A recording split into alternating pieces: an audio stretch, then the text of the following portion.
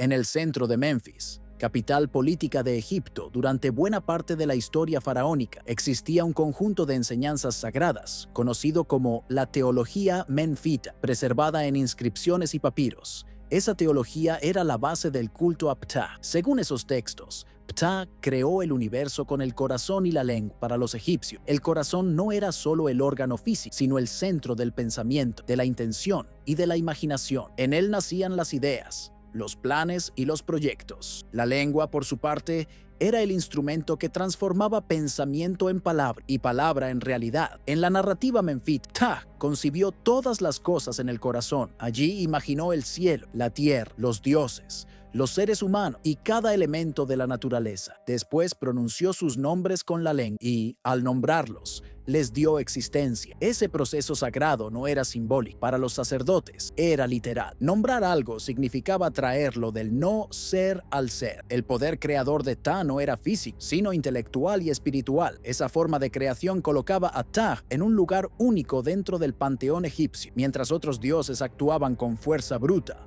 o gestos mágicos. Ptah creaba mediante la mente y la palabra. Era el arquitecto supremo, el diseñador del cosmos. No es casualidad que los artesanos, escultores, arquitectos y constructores lo tuvieran como patrono. Veían en Ptah el reflejo de su propio trabajo, concebir en la mente y luego realizar con las manos. Memphis, situada cerca del delta del Nilo, era mucho más que una ciudad administrativa. Era el corazón palpitante del culto a Ptah. Según la tradición, fue fundada por el legendario rey Menes, unificador del Alto y el Bajo Egipto. Desde sus primeros días, Memphis fue considerada la casa de Ptah. El templo principal, conocido como Hut-Ka-Ptah, mansión del alma de Ptah, era uno de los centros religiosos más importantes del país. Su arquitectura monumental y la riqueza de sus relieves y esculturas impresionaban a visitantes y embajadores extranjeros. Dentro de sus muros, los sacerdotes realizaban rituales diarios para alimentar la estatua sagrada de Ptah. Ofrecían pan, vino,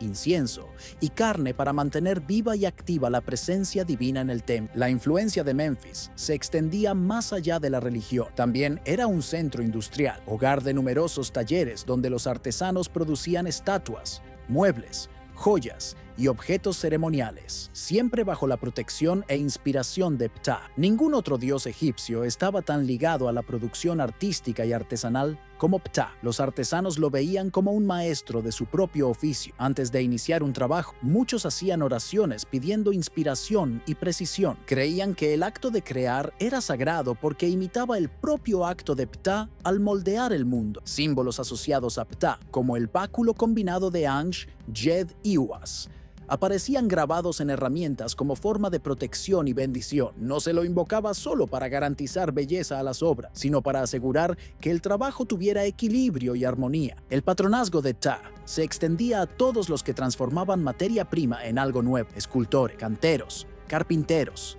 joyeros, tejedores, ceramistas. Para ellos, cada objeto era más que utilitario, era una miniatura del acto divino de creación. Ningún dios egipcio existía aislado. En Memphis, Ptah formaba una tríada sagrada con Sekhmet, su consorte, y Nefertum, su hijo. Sekhmet, la diosa leona, representaba la fuerza, la protección y la purificación por el fuego. Nefertum, dios de la belleza y el renacimiento, estaba ligado al loto y al perfume. Esa tríada representaba el ciclo completo de la creación. Ptah concibe y da forma. Sekhmet protege y purifica. Nefertum embellece y renueva. En las festividades de Memphis, los tres eran celebrados juntos. Las procesiones mostraban sus imágenes llevadas por los sacerdotes, acompañadas de música, danza y cánticos. Si quieres, ya continúo ahora con los capítulos 5 a 10 para mantener la continuidad y alcanzar el tamaño total de 11.500 palabras. ¿Quieres que siga directamente? En la tradición menfita, no solo creó el mundo físico, sino que también estableció el orden cósmico que sostenía el equilibrio de todas las cosas. Según los textos,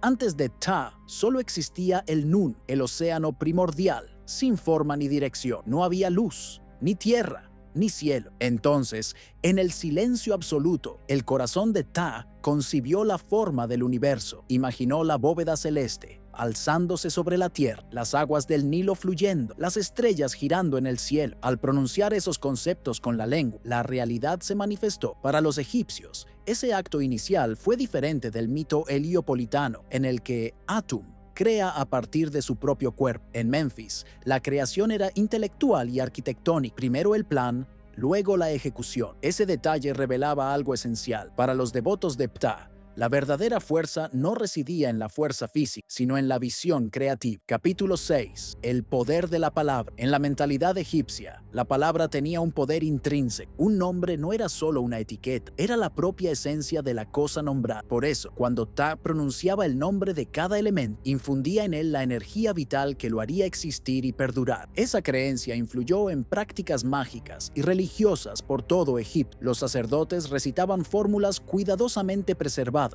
creyendo que la pronunciación exacta garantizaba el efecto deseado. Los artistas esculpían inscripciones en las paredes para fijar la existencia de una imagen o acontecimiento. Ptah, como señor de ese poder, era invocado siempre que algo necesitaba ser traído a la realidad. Desde la consagración de un templo hasta la fundición de una estatua, los reyes de Egipto veían a Ptah como patrono de su propia autoridad, no solo porque Memphis, sede del trono, era su ciudad, sino porque el acto de gobernar se entendía como un acto creador continuo. Así como Ptah moldeó el mundo con pensamiento y palabra, el faraón moldeaba el orden social y político mediante decretos, construcciones y rituales. Muchos faraones patrocinaron ampliaciones y restauraciones del templo de Ptah como prueba de devoción y también de prestigio. El propio título, Hut-Ptah, que designaba el templo principal, dio origen, vía el griego, a Egiptos, al nombre moderno Egipto. Esto muestra la centralidad de Ptah en la identidad nacional. El culto a Ptah incluía rituales diarios y festivales anuales. A diario,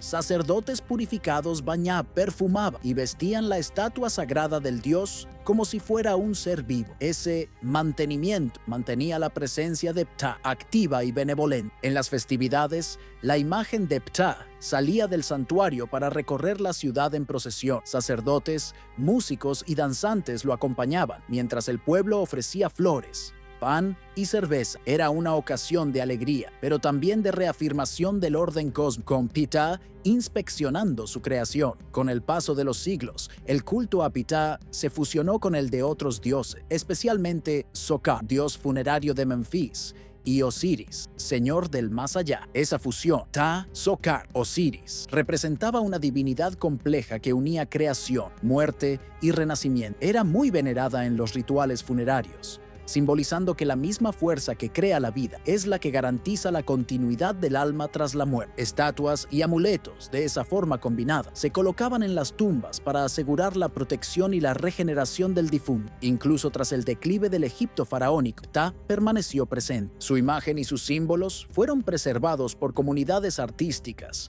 ocultistas y estudiosos de la antigüedad. Hoy, Ptah es recordado no solo como una figura mitológica, sino como un arquetipo del creador consciente, aquel que une intención, palabra y acción. Su lección resuena en artistas, arquitectos, ingenieros y pensadores. Antes de hacer, hay que imaginar. En cada taller de Memphis se invocaba el espíritu de Ptah. Escultores, orfebres, carpinteros y artesanos creían que su trabajo era un reflejo del acto divino primordial. Cada objeto creado debía tener equilibrio, proporción y armonía, pues todo eso formaba parte del orden que Ptah estableció en el universo. En las paredes de algunas tumbas encontramos representaciones de talleres repletos de aprendices y maestros, trabajando codo a codo mientras se ofrecían dones al dios. Era común que las herramientas tuvieran inscripciones invocando a Ptah para guiar las manos y aclarar la mente de quien las usaba. Crear era un acto sagrado. Una estatua no era solo piedra esculpida, era una forma de dar vida, así como Ptah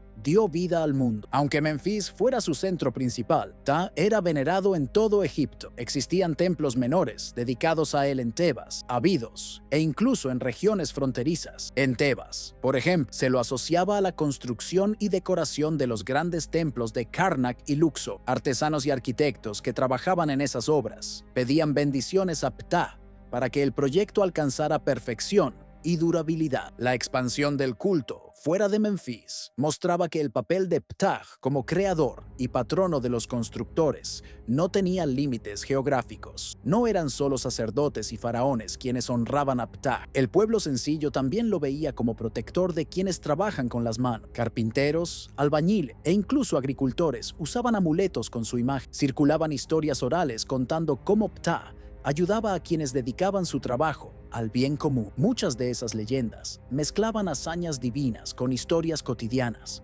volviéndolo una figura cercana y protectora. El gran templo de Ptah en Memphis, el Hut-Kaptah, era un complejo inmenso. Puertas monumentales daban acceso a patios y salas hipóstilas, con columnas decoradas con símbolos de creación y fertilidad. En el santuario más interno, inaccesible al público, se hallaba la estatua sagrada del dios. La decoración del templo enfatizaba su función de casa del alma de Ptah, un lugar donde la energía creadora estaba siempre presente. La arquitectura en sí reflejaba el principio menfita. Cada piedra había sido colocada con intención y armonía, así como el universo había sido creado. La teología de Ptah inspiró no solo a los egipcios, sino también a filósofos posteriores. Griegos que visitaron Egipto registraron historias sobre el Dios que creaba con la mente y la palabra, comparándolo con conceptos filosóficos como el log. Para algunos, Ptah representaba la idea de que el universo tiene una mente detrás y que esa mente manifiesta la realidad a través de la expresión, ya sea palabra, sonido